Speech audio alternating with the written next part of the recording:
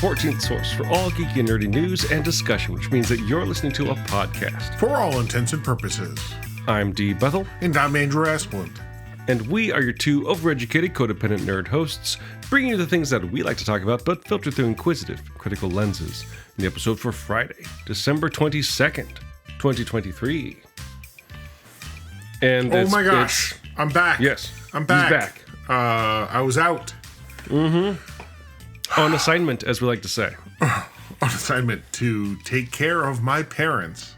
Wait, are you an assassin? You should not be putting that on record, my friend. Not like that. Oh, okay, good. Whew. Quote No, unquote, take care of Andrew's parents are completely fine. Take care of in the taking care of capacity. Not in the familial and loving way, not in the... Yes, okay, well, that's good. So we were out for a week because I had to go back to California to help take care of my parents. Or parent, whatever. At the very least, the main reason why we didn't have an episode last week is that they have unreliable internet. Oh my God. Like so bad. I'm actually shocked at how bad my parents' internet is. How bad is it? When I try to do a speed test, it does the down. It's just like, oh, you have 5 megabits per second. I'm like, okay, that's bad. That's not great. And it's like on the ups, it's like, oh no. I'm like, what do you mean no? It's like it gives up. We don't do that here. and I'm kind of shocked. I'm like, parents, how do you live this life? Yeah, I mean, and their neighborhood is not lacking in affluence, really. Like those are some you're kind of in the vineyard country a little bit. Well, apparently not the internet country. Apparently not. It's just such a weird experience where tethering my phone became if I want to actually get shit done, that's what I have to do. Indeed. So anyway, fun talk about California. So we're just going to say you went camping. Yeah, may as well have. But before you went camping, and since we last conversed, some important things have happened in the world of Doctor Who. Oh my gosh. So for those that aren't Doctor Who fans, tune out. Just tune out. We're done. We'll see you next week, but maybe if we have an episode next week, it'll probably also be about Doctor Who. Oh, because there's another Doctor Who. So it's kind of that kind of ride right now because Doctor Who's doing a lot of things. But yes, last time we talked, we had talked about the first of the 3 David Tennant specials, 60th anniversary specials, and now we've had those, and the only sort of one that's left is it's not a David Tennant special, but it's definitely the Christmas special, right? Which is the first full episode featuring Ncuti Gatwa as the Doctor, although. Yes. He was definitely not only showing up in the final few moments of the regeneration episode. And so, since we last talked, there were 2 episodes that aired. One was the Wild Blue Yonder, a decisively spooky episode. Yes. But probably the more interesting of the 2 since we last talked is the Giggle, which is the regeneration episode, or bi-generation episode, if you will. Oof, spoiler. But it's most interesting, not because it's better necessarily than the Giggle, but it just does so. That episode is for all intents and purposes, ding, the 60th anniversary episode, kind of as we predicted. And it does a lot with the lore of Doctor Who in terms of just kind of like going like, let's have fun, but also recognize what the show is and where it came from and all that kind of stuff. Well, and what I want to do is I actually want to say that the 3 episodes from the Star Beast to the Giggle, they are basically the full load. Like they are the 60th anniversary special. They are, as predicted, they are very what's the word I'm looking for?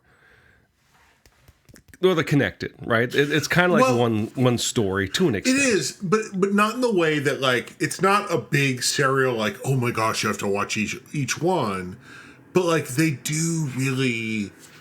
The build. It builds, and in a way that like at the end of it, I was like, wow, this was great. Like I want it, like I don't. God, it was great. I enjoyed it so much as a Doctor Who person.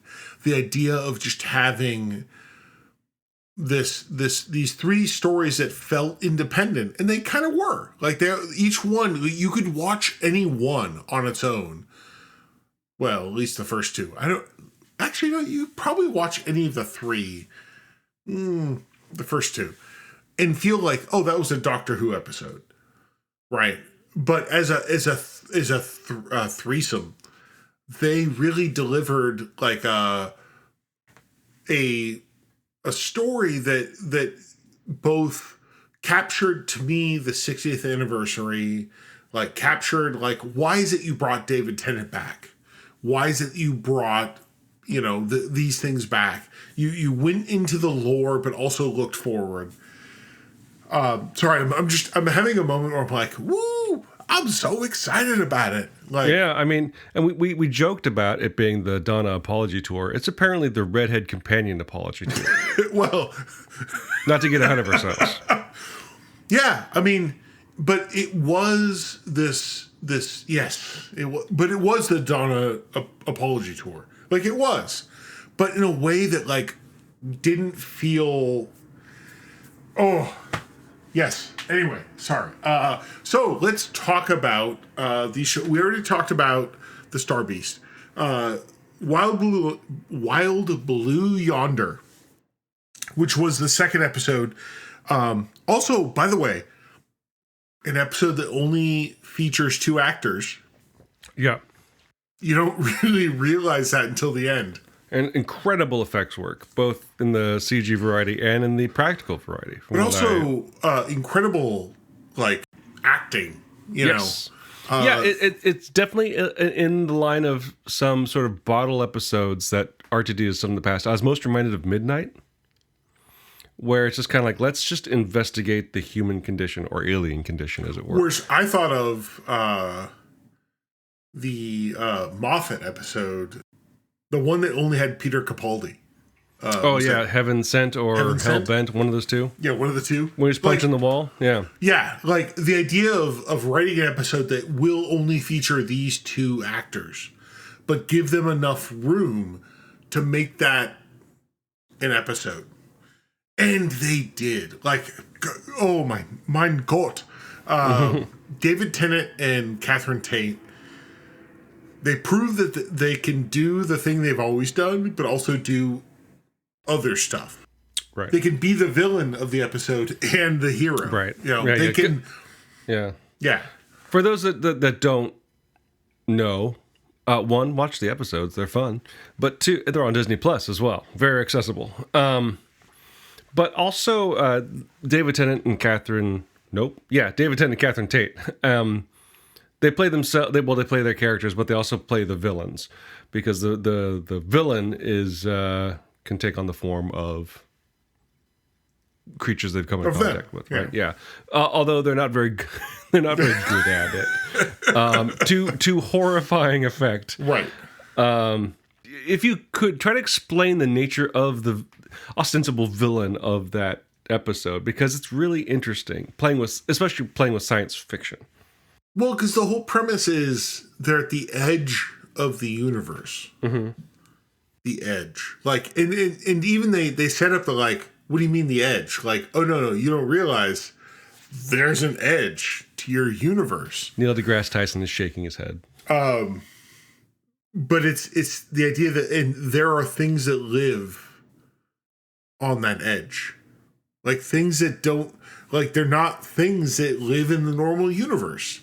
But they're trying to creep in. They're trying to, they want to be part of it in a bad way. Right. Coming into contact with that liminal space, right? And trying to adjust, but not understanding. Just as much as it's difficult for us to comprehend what they are, it seems to be just as difficult for them to comprehend what we are, to hilarious and horrifying results. But they want to, because they want to essentially invade our space. Mm-hmm. It is very much like a horror episode in multiple directions, because it has things are creepy, things are weird, but also like just the idea that like these things that are trying to the monster is horrifying. Like it's incomprehensible for us. As a viewer, you're like, oh, that's real bad, that's real right. creepy. At the same time, they look creepy, they like show up, they become you, right? They impersonate you. Right. The other level of horror there is that the sort of like doppelganger nightmare of like, what if someone that has all something else, has all your memories, looks like you, convinces other people they are you, which they play off beautifully at the end of the episode when the doctor runs off with the wrong Donna. Right. Which is like horrifying. Like it's super, super creeps. And honestly, like, it's not often that there are Doctor Who episodes where I'm like legitimately like, oof, this was scary. Like, I'm scared. Like, right.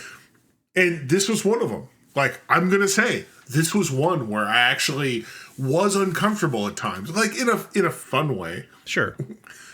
Well, it's interesting because, like, I think when people think of the scary Doctor Who, that tended to be Moffat's kind of playhouse, especially when he was not showrunner.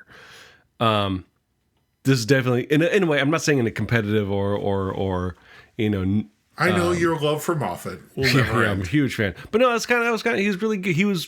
He played into two things, the fairy tale side of things and the horror side of things, and kind of bounce between them at will, sometimes in the same episode. But I think part of it is also showing that Russell T Davies comes in as like, I've seen what the show has, and this kind of plays into the Giggle as well. It's very literally in terms of the narrative that's happened since David Tennant's last run. But like, I see what the show has been, what it's meant, kind of the pools it's played in, and he understands it and can do it and still put a new kind of spin on things. Yes. And showing that he's not just here to win back the fans that were sad that David Tennant left in the first place. He's here to keep things going forward.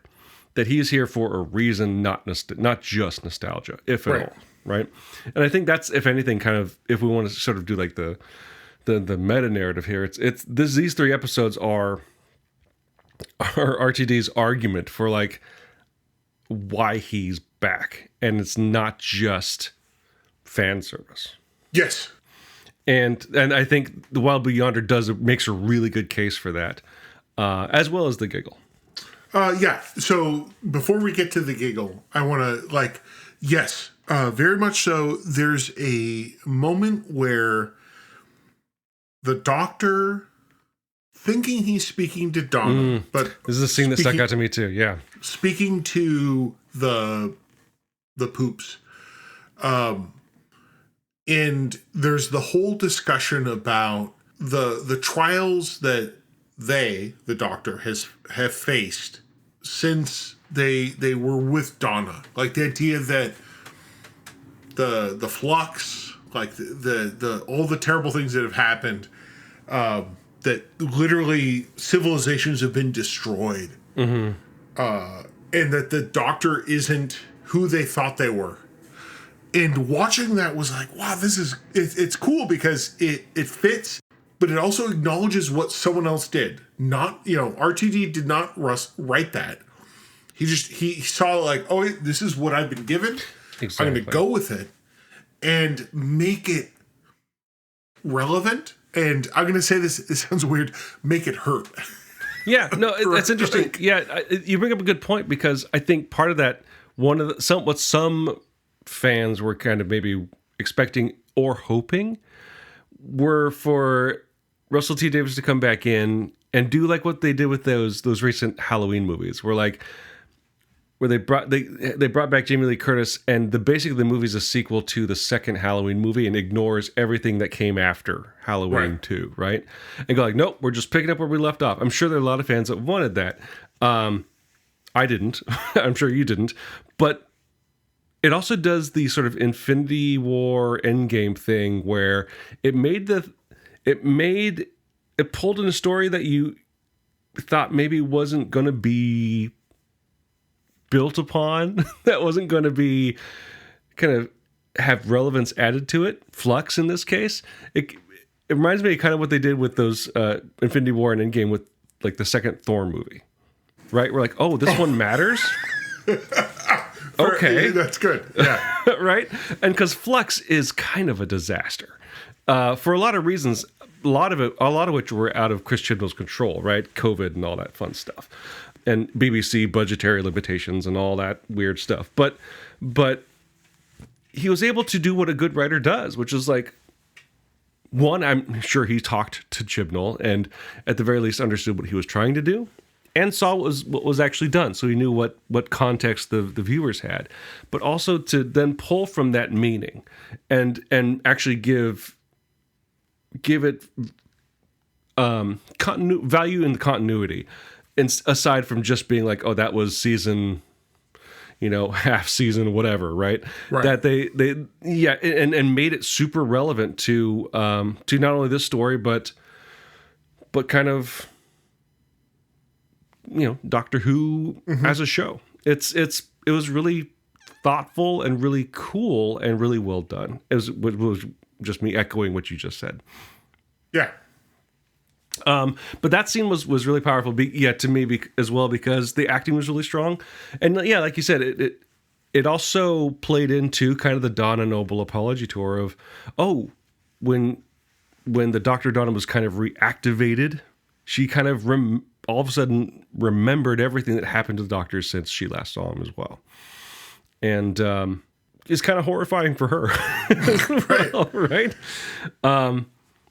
Yeah, it's like you said, each of these episodes builds on the previous to a very impressive, artistically impressive point that when we get to the Giggle, just the expectations are so high and are delivered upon, not because it's like, oh, what's he going to do next, but like, oh, how is this all going to come together, which is Russell T Davis's kind of, forte. Right. Anything else about Wild Blue Yonder that you want to talk about? No, I thought it was great. But also, let's move on to the Giggle. Mm-hmm. Starring the American Doctor Who, as Russell T said in one of the behind-the-scenes features. That, like, if there was an American Doctor Who, Neil Patrick Harris really would be the Doctor. Yeah. Wow, the Giggle. Mm-hmm. Oh, I don't know where to start. Building off of everybody's favorite classic Doctor Who story that everybody knows and has seen, the Celestial Toymaker. Let's pull a story that most people haven't seen. And I don't think is quite extant at this point. Because, literally, you can't see it because most of the parts don't exist. Thank you, BBC. Oh my gosh. And also featuring a character who in the original episode was dressed maybe offensively. At least inconsiderately, sure. Right. Yeah.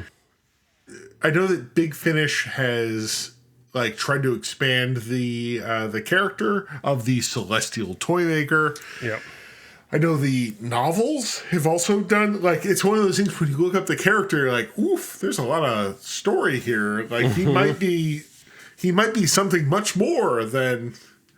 Well, that's the thing I did when it was made official that he was the villain. I'm like, oh yeah, I've heard the name bandied about, and then I went to the Tardius.wikia page or fandom, whatever it is. I'm like, wow, there's a lot here. He must have been in a lot of episodes in Classic Who that I just never heard about. Nope. One story, I believe. One story. I'm like, okay, and one story that mostly does not exist anymore. So Here we go. Now that's a Moffat move, RTD.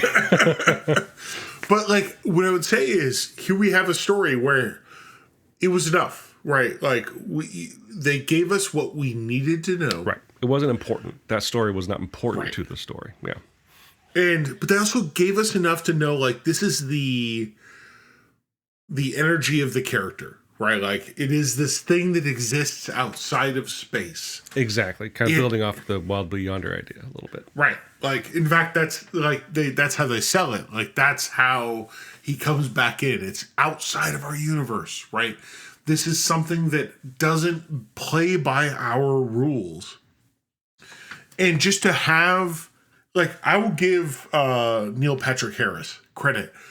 Wasn't sure what to expect from him, but, like, other than I question whether his accent choices were appropriate or just fun. Like, because he does, like, some weird German, some weird whatever. But just the idea that he is this character that, like, it's villainous, but it's not, like, it's not in a way we understand, right? Like, it is, they even say, like, he doesn't play by our rules. It's the rules of the game. Mm-hmm. Oh my gosh. I was just, like, so enthralled by some of the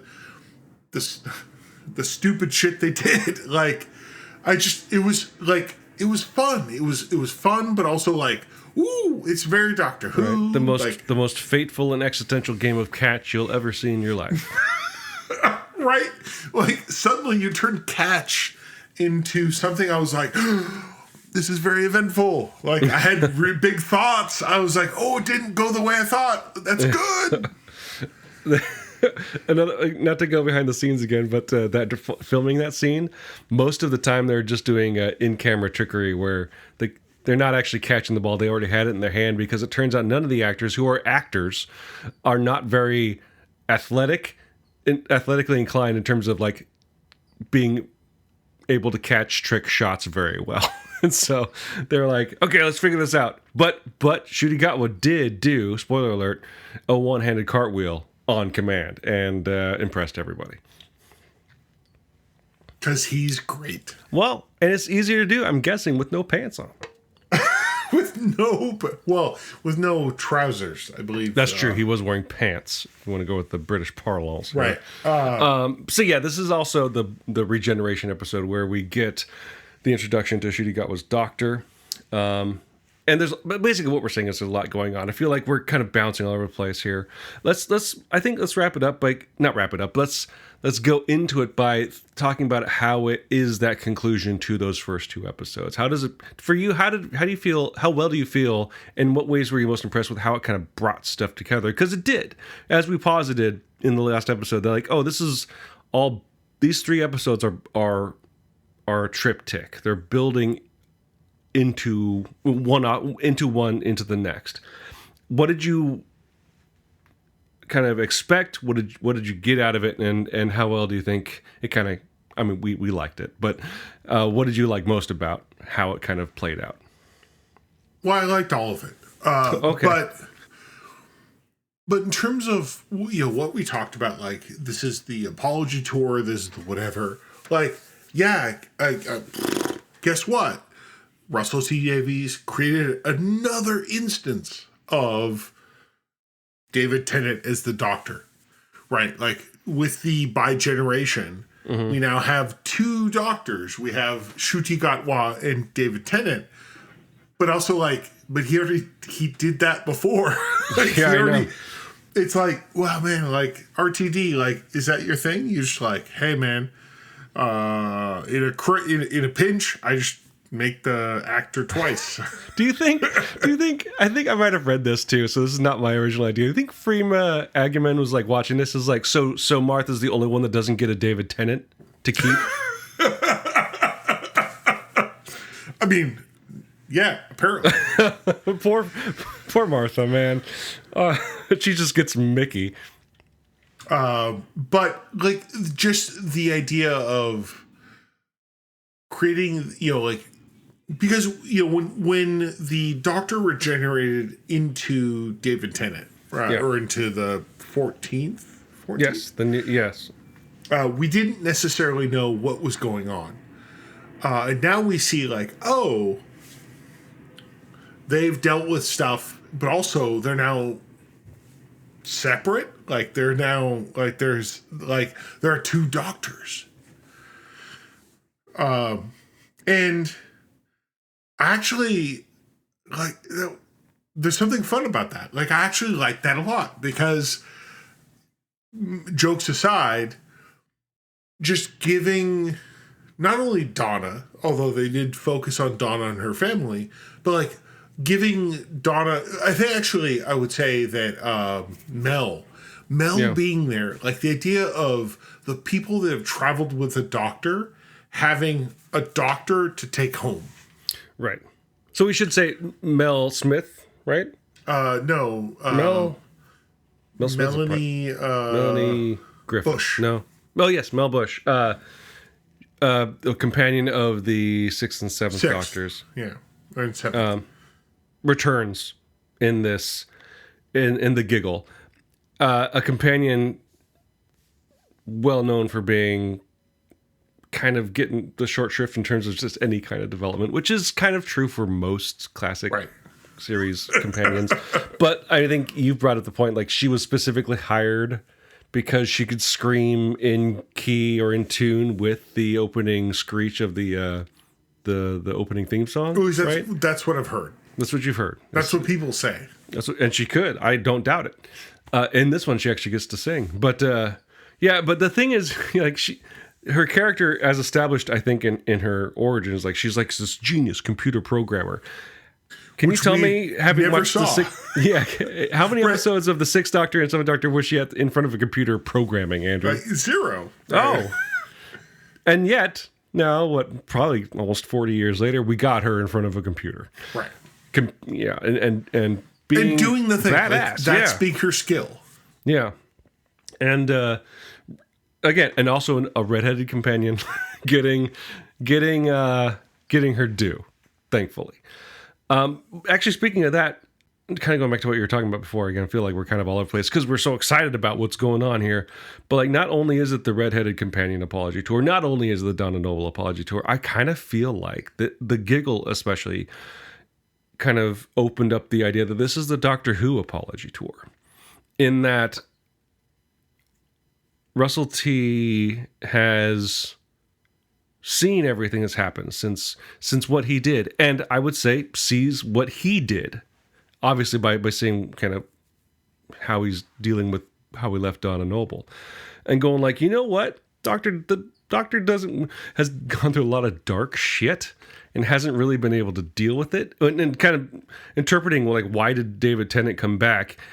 There's a great line in this episode after the Bi-Generation where the Doctor says it's like, we're doing therapy but out of order or something like that, or self-help but out of order. And it's not just that David Tennant's older, it's like the Doctor came back as David Tennant but is older and more weary and ragged because of all the shit he's been through since 2005, right? Since the show, on the meta level here, since 2005, just putting this character through the ringer over and over and over again. And if anything, and never having a time to stop and reflect, stop and heal, stop and deal. Right. And which kind of allowing David Tennant to come back and be the face of the Doctor to deal with that, and literally separating the next Doctor from that legacy to an extent, that emotional burden, is a genius move to set up what the show can be from here on out, which can just be unabashed fun, right, and craziness and goofiness to an extent we literally haven't really seen since the show came back in 2005. And that's like genius level storytelling, especially because you have a premise to work with that is inherently absurd. Doctor Who, right? Yeah. And especially, not to, a lot of people don't like Chibnall's run, but like with the Timeless Child, he's like, you know what? How about it's all fake? Because it is. What if there were no rules? And also, like, I would say that RTD with the Bi-Generation, like, that's just like, it was literally like it's all make-believe. Right. What if there's two of them? Right. And I'm just kind of saying, like, I don't know if we could have gotten, obviously we could have, but like, I think the Timeless Child, in terms of just upsetting lore, set the stage for him doing the bi-generation and making it. Yeah. I believe that. Yeah. Like, yes. Like, RTD looked and like, you did that? Hold your beer. Right. This is England. Beer. Hold your pint. Hold your pint. Because it's all very silly. It's all very nonsense. But it's fun. Like, it's to fun, see yeah. Ncuti Gatwa and David Tennant doing their doctors together. Like, I giggled. I giggled. Yeah. Right. Oof. You were like, yeah. Well, no. Yes. But it was that like, shit I had to look up, by the way. But yeah, go ahead. But it was fun. Like the joy of seeing them do that. And yeah, I had such a great time with it, to the point where I'm excited to see where they go. Like you know, probably not since, like, not that I haven't had this excitement. I'm always excited for Doctor Who. Right. Now it's like a double plus one. Right. I'm like, oof, do some stupid shit. I'm so excited. Honestly, I think since like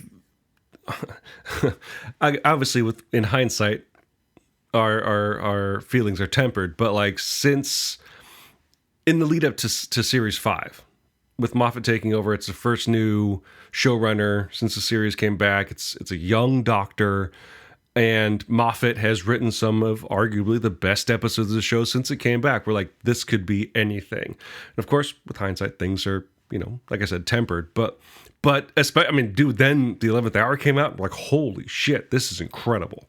But like similar. But yeah, that was 2010. Right? And it's been a minute. Yeah. And I completely agree. And the best thing is, like, again, doing something new, but also respecting the legacy. Part of me was always kind of worried, like, this is an anniversary episode. Are we going to get a multi-Doctor story? Yes, we are. Just not in the way you expect it. Breaking those expectations. Because that's the other thing I kind of alluded to at the beginning, is that a regeneration episode traditionally, it's very sad. And the new Doctor's revealed literally in the last 5 to 10 minutes of the episode. And it's usually the Doctor going like, oh my God, what's going on? I'm so confused. And, you know, that's the kind of the rhythm that tends to plague regeneration episodes. But Ncuti Gatwa was not just a cameo. Like, he is the Doctor, which is the star of the show. And again, speaking to what right. What I like about kind of how they treated the Doctor and the bi-generation thing, it's like all that traditional confusion and not knowing who you are, they sidestepped that completely by just kind of, like I said, doing therapy out of order. And like, that's the Tennant Doctor. That's the 14th Doctor. He's the one that's confused and doesn't know. Like, these whole 3 episodes were that opening 5 minutes and like the first episode of a new Doctor's run of them trying to figure out who they are. It's just David Tennant for 3 episodes, but also kind of being an old Doctor. And we get Ncuti Gatwa just like Athena out of Zeus's head being fully formed, as far as we know. Obviously, there's going to be some growing pains as, you know, as they film the new series and they, you know, everybody finds their feet. But it's clear that they're not going to follow the traditional formula of like, oh, what clothes should I? Well, maybe figure out your costume, but like, they're not going to have the awkward like, I have regeneration. What was it, David Tennant when he first came? He was like, I'm still cooking or something like that, right? Right. That David Tennant came back so that Ncuti Gatwa could come out of the gate running, and that is evident in probably the final 20 minutes of the episode. Where he is a completely active character in the story who has agency and is the Doctor, but also a clearly different Doctor than David Tennant. And it's to the point where it's like it's a multi-Doctor episode. It's two Doctors working together, very different. Obviously, we don't get antagonism, which is nice. Again, a nice little difference from traditional kind of multi-Doctor stories. Right. But yeah, it was just such a breath. I think that's the whole thing with all these 3 episodes. It's like such a breath of fresh air for the series, and for kind of this run of specials. It felt new. It felt exciting. It felt unpredictable, which a show that's been on since 2005, it's hard to do. But with a show like Doctor Who, it's built into the premise. It's just, are they willing to, or have the budget to, or the permission to for the BBC to do crazy batshit stuff? What I would say that, like, for people that have not watched the show, the idea that you can now go to Disney Plus and start watching from here, I don't know what that'll feel like. That's a good point. I feel like it'll probably be okay. Right, like starting with the Star Beast of stuff and here's this new thing. Like there's clearly some baggage, but not too much. Yeah, I don't know. Like I don't know if I'd recommend people jumping onto the show with these specials. It really does feel like they're gonna. They're gonna, right? Sure. But I think starting with the Christmas special, like that, I got a good feeling that that's going to be kind of a good, like a flag to plant going like, you want to get into Doctor Who? Start with, what's the episode called? I can't remember. But I heard the Goblin song. yeah. But it sounds like that's where we're going to get like a good onboarding point, which is fine. I think definitely these episodes, especially being the 60th anniversary, we're definitely aimed for fans of the show, both classic and modern, and kind of setting the rules for those old fans to hopefully not be grumpy and accept change. And I'm not talking about the shitheads, right? I'm just talking about like fans that learned all the lore and now are upset because blah blah blah and this and this and that and that. Like no, let's just have fun. Everybody's having fun. You can see everybody's having fun, right? You should have fun too. You're a viewer. We're making this for you. Have fun. And I think for that, it's a good onboarding for old fans, hardcore fans, quote unquote, to hopefully move forward with the new vision, the new Doctor especially, and the new stories that are going to tell with an open mind, open heart, and a desire to have fun instead of going like, well, they're changing the lore again, blah, blah, blah. One question I had going forward, because I think I mentioned this before, I started following RTD and Moffat on Instagram, and they're like always commenting just like as friends on each other's posts and stuff like that. Not in any obviously official capacity. They're just nerds and they're friends. I think it could be interesting, since RTD's back, could they get Moffat to come write an episode? Do you think they're going to be able to get Chibnall to come write an episode? Whether you want them to or not, I'm just saying, like, what do you think the chances are that this is just kind of like, this could be an opportunity for people to come play in the sand? I don't think Chibnall will come back, but like, hey, want to come play in the sandbox again? I mean, under the guidance of RTD, maybe it could be fun. Maybe. Okay, but how does Moffat write an Angels episode? He doesn't have to write an Angels. Create a new villain for once. I feel that would be the thing. Like, oh, here's a new Weeping Angels episode. Right. That'd be the but natural it makes even less direction sense than the last 5. Yeah, but also like I'm thinking more like Moffat always did like the emotional episodes back when RTD, like let's really bring in, like, let's have him pluck those heartstrings and Everybody Lives and that kind of stuff, right? Or those timey-wimey episodes with The Girl in the Fireplace and of course Blink, which introduced the Weeping Angels. Right. If he actually had a good idea, I don't know. I'm sure most of these showrunners are like, well, we thought that about RTD as well. They're like, I said my piece. I'm done with it. But now, just kind of like the characters themselves, I feel like anything's possible on the behind the scenes side too. I don't know. I'm not saying I want it. I'm just saying I wouldn't be surprised. We will see. I think the last thing we should talk about briefly, because we haven't really seen much yet. But I know both you and I, especially after you watched Sex Education, both of us come away from that show going like, Ncuti Gatwa was gonna be incredible, and he delivered on every expectation. He's great. He's great. He's Ncuti, man, and it's I can't wait to see him be the doctor. It's so good. Although his sonic screwdriver looks super weird, but that's the story for the next episode. I guess I've always been excited about the next Doctor Who fan. Like, I think actually always. I'm like, yeah, always. Great. That's the best part of right one of the now. best It's parts like, of the show. yes, super excites. Right. Both you and I were watching Sex Education as like his audition for Doctor Who, probably. Yeah. No, it's like, I can't imagine how it isn't great, but we'll see. Is it the first Doctor with facial hair? He's got the mustache.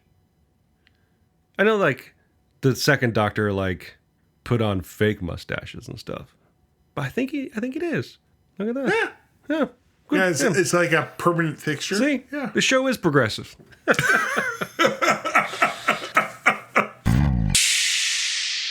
So if you, dear listeners, have any thoughts about the topics we discussed this week, feel free to leave your thoughts as comments on the page for this episode at forallintents.net. You can also post your comments or engage in conversations with other listeners on our Facebook page. You can find us on other social media as well, specifically places that Andrew and I frequent, which means you can find me on Instagram at dbethelcomics, and you can find Andrew on Mastodon at profounddark@dice.camp. While you're on our website for allintents.net, you can also take a look at our YouTube page, which you can get to by clicking on the link in the corner that says YouTube.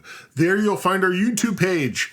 If you are listening to our show on YouTube, please like and subscribe, or as the kids like to say, ring that bell.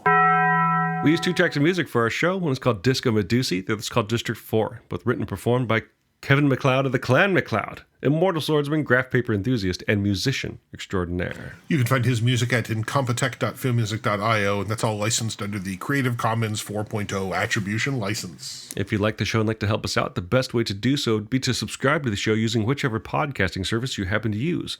What would help us out even more, though, would be to leave some sort of review, whether a text review or using the proprietary metric will help spread the word to new potential listeners through the magic of algorithms.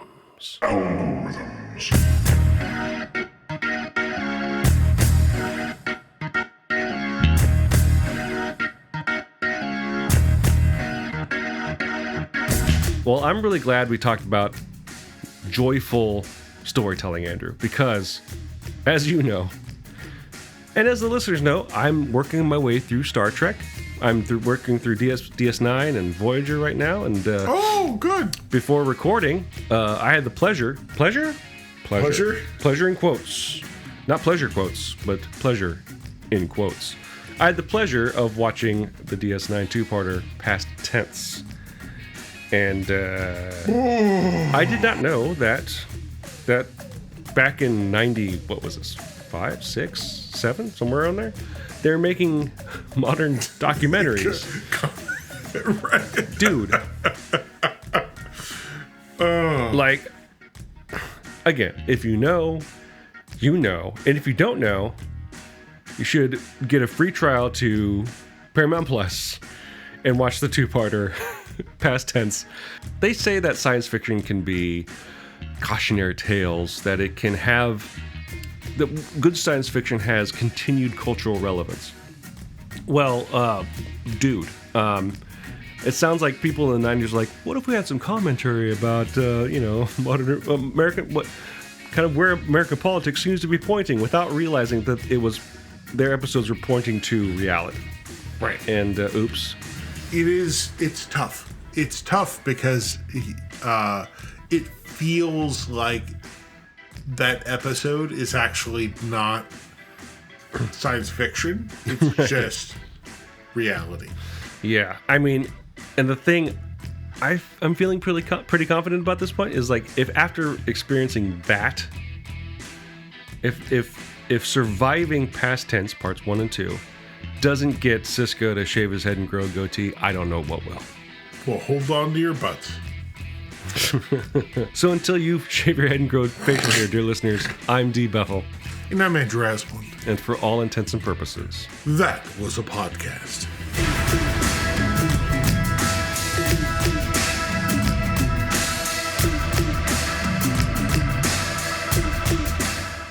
of watching the DS9 two-parter Pastimes. And if you know... No, past tense. That's what I said. It's weird because, again, they wrote it in the 90s thinking like, oh, man, woof, this is an issue. What a great metaphor for current times. And then it became current times. Oops. For some of us, we don't need to shave our heads. It's just kind of falling out. It's great. It's great. Yes. Okay. Yeah, you and your fucking South American fucking perfect head of hair, you piece of shit. I'm in my fucking Welsh ass and sweet and fucking Swedish hairline.